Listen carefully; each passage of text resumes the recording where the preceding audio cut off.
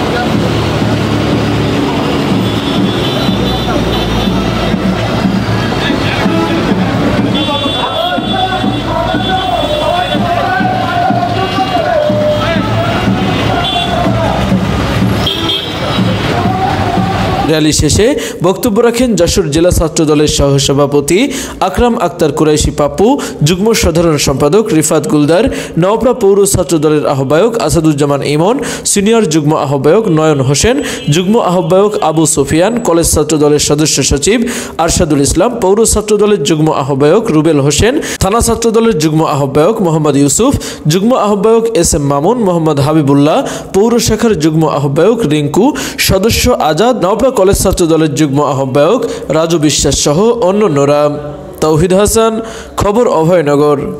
আপনি কি বিশেষজ্ঞ কার্ডিওলজি ডাক্তার দ্বারা ইকোকার্ডিওগ্রাফি করে রোগ নির্ণয় করতে চান? তাহলে আজই আসুন ইউনিক ডায়াগনস্টিক অ্যান্ড কনসালটেশন সেন্টারে। এখানে প্রতি বৃহস্পতিবার ইকোকার্ডিওগ্রাফি করে চিকিৎসা সেবা প্রদান করছেন কার্ডিওলজি বিশেষজ্ঞ ডাক্তার হিমেল সাহা।